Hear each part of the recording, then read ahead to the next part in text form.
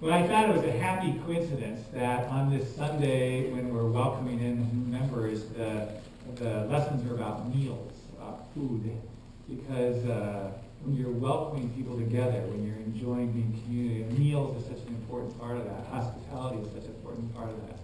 So we gather together as God's people, and we welcome new ones into our midst, and we think about how God feeds us, how Jesus feeds us on this occasion. Our gospel lesson, the feeding of the 5,000, is interesting because it's the one miracle that is found in all four of the gospels: Matthew, Mark, Luke, and John. Matthew, Mark, Luke, and John tell the same basic story, of course, but they tell different stories, different parts of what Jesus says. But the feeding of the 5,000 is the one miracle found in all four gospels. And it's a sign to us that this story of Jesus feeding the hungry was crucially important to the early Christian community. No matter which book was written, they always included the story about Jesus feeding the 5,000. And so we can ask ourselves today, well, what is it that's so important about this story? It has great impact. And the truth of it is, particularly as it's told in John's gospel, there's multiple layers of meaning to this story. And that's what I'd like to talk about today with you briefly. It's a story, there's at least three layers that I'm going to talk about today. It's a story of feeding, because quite obviously it is a story of Jesus physically feeding people. Secondly, it's a story of Jesus gathering people, gathering the whole community. And it's also a Holy Communion story. It's a time of Jesus bringing people into unity with God. Let me go back and say a little bit about each one of those things. When you look at the miracle of Jesus feeding the 5,000, there are indeed deeper layers of symbolic meaning, of deeper spiritual meaning. But you just can't get past the fact that Jesus saw hungry people and he fed them. He fed them. That was particularly noteworthy in Jesus' day because historical sociologists tell us that in Jesus' day in Israel, 90% of the people lived in severe poverty. 90% of the people were wondering where their next meal was coming from. That's kind of a shocking statistic. But the top 10%, namely the families of the high priest in Jerusalem that controlled the temple operations, King Herod and his extended family, a few large landowners that were in cahoots with the Roman imperial government. The top 10%, through taxes and through the stealing of land, had all the wealth. 90% of the people were struggling to make it. And these scenes where Jesus feeds the hungry is a clear indication that God cares about people and their physical needs. God wants people to have enough to eat. God wants people to have means for survival. And so Jesus acts on that and Jesus feeds them. It shows up again when Jesus teaches the Lord's Prayer to his followers, and one of the petitions of the Lord's Prayer is, "Give us this day our daily bread."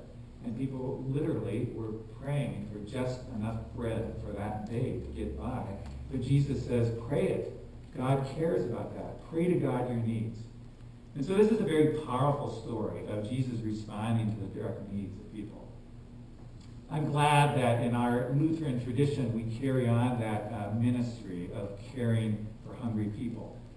These days, through the work of Lutheran World Relief, that has an excellent record in caring about hungry people, not only in providing them food, direct food aid in times of crisis like earthquakes and tsunamis and so forth, but Lutheran World Relief has a wonderful record of food development programs, of going into places where there's chronic poverty and teaching farmers new agricultural techniques whereby they can grow more food to feed the people around them.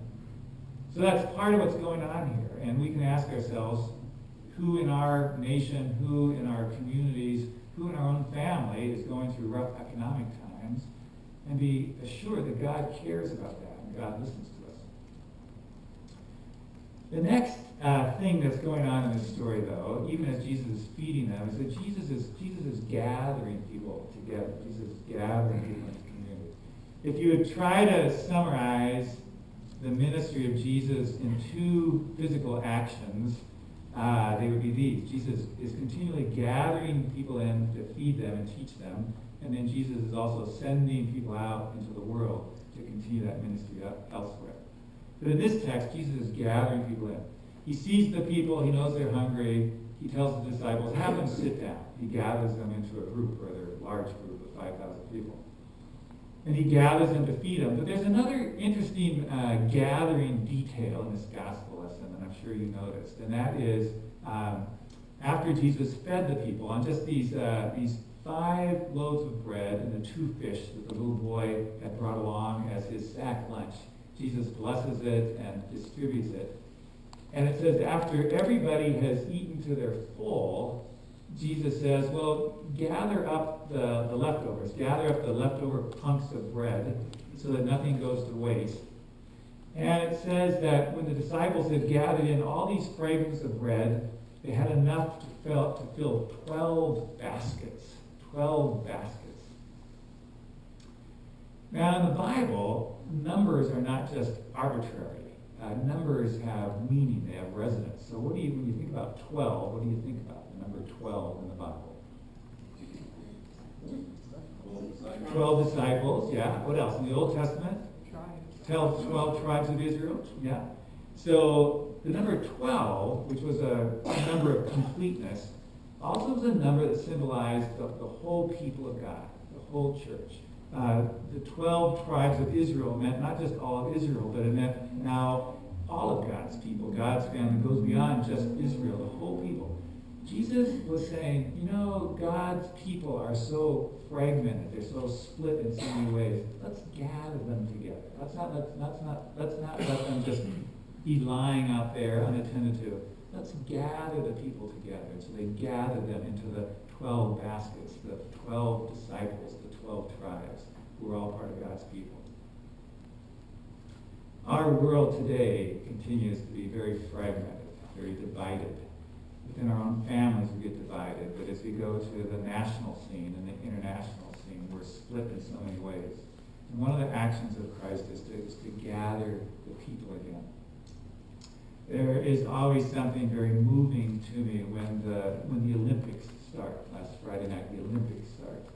And of course, it's a good, honest test and competition of individual skills. But there's also that marvelous opening scene when the representatives of all the nations come into the Olympic Stadium, and you have just a sense that once in a while, we people of the earth can manage to come together in the same place and carry out good, healthy activities together. And it's very stirring.